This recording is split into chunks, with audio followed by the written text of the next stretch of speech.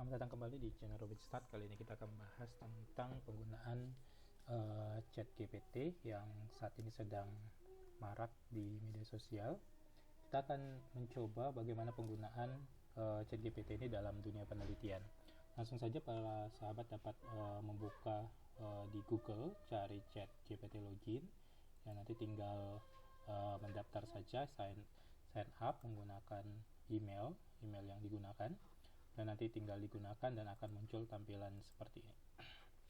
Ya, misalkan kita akan mencari terkait tentang suatu sintaks yang digunakan, misalnya di dalam R ya, misalkan menggunakan regresi tertentu. Misalkan kita cari sintaks regresi data panel di R. Nah, tinggal dimasukkan saja di kolom chatnya, kemudian tekan enter. Nah, maka dia akan keluar nanti terkait penggunaan sintaksnya. Nah, di sini dikatakan bahwa kita menggunakan package namanya PLM ya, Panel Linear Model yang akan digunakan, dan contoh penggunaannya. Jadi di sini ada contohnya ya, nanti ada nama data, kemudian library yang digunakan dan segala macamnya. Nah, sering sekali juga dalam penelitian itu, misalkan kita dalam pembahasan ya, untuk mengkaitkan suatu hasil dengan teoritis, dan ternyata hasil kita itu misalkan yang sering sekali terjadi, misalkan secara hasil itu tidak signifikan. Nah, kita bingung kenapa dia tidak signifikan, padahal di beberapa literatur menyatakan dia ada yang menyatakan tidak signifikan. Misalnya yang paling sering itu kita mencari referensi kenapa sih pertumbuhan ekonomi ya, pertumbuhan ekonomi itu tidak serta-merta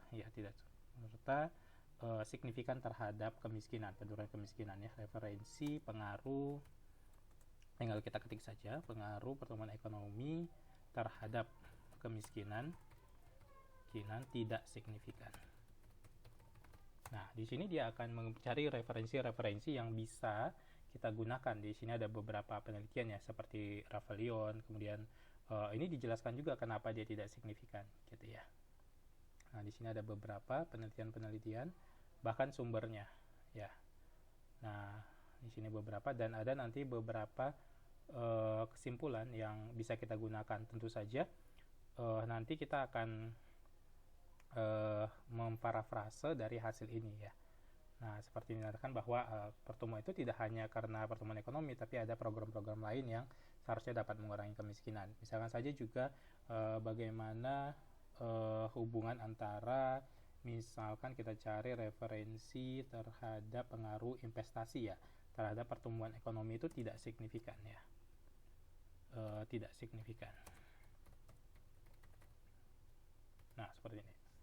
Nah, dia juga akan memunculkan beberapa referensi yang mengungkapkan bahwa tidak serta-merta investasi itu akan langsung meningkatkan pertumbuhan ekonomi. Nah, ini beberapa jurnal-jurnal yang menunjukkan hasil yang sesuai dengan hasil yang kita teliti gitu, bahwa tidak serta-merta pertumbuhan ekonomi itu langsung meningkatkan pertumbuhan ekonomi itu langsung meningkat ketika investasi itu ditingkatkan.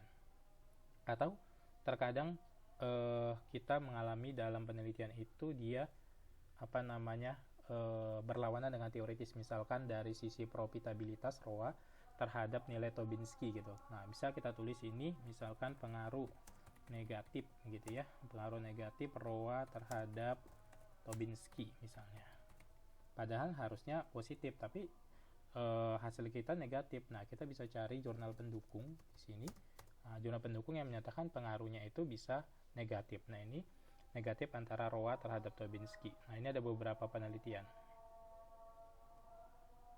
Oke.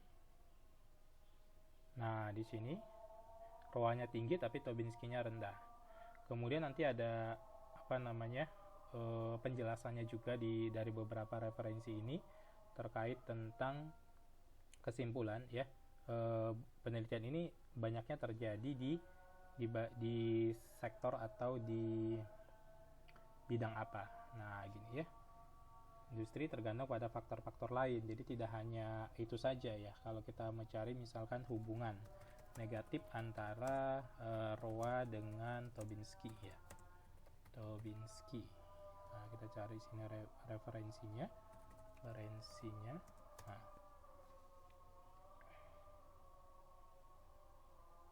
Nah, ini sudah pernah kita cari ya. Nah, ini ada beberapa yang hubungannya harusnya kan positif secara teoritis, tapi hasil kita negatif. Jadi tak usah takut bahwa di sini justru hasilnya berkebalikan ya. Babinskinya rendah padahal ROA-nya yang tinggi gitu ya. Artinya hubungannya negatif. Oke, kita lihat di sini beberapa jenis ROA memiliki hubungan negatif terhadap perusahaan-perusahaan khususnya di sektor keuangan ya, di sektor keuangan atau di sektor perbankan ya. Mungkin saja berbeda untuk sektor-sektor lainnya. Demikian pemanfaatan ChatGPT nanti untuk penambahan di pembahasan untuk di penelitian kita. Semoga bermanfaat. Sampai ketemu di video-video berikutnya. Terima kasih.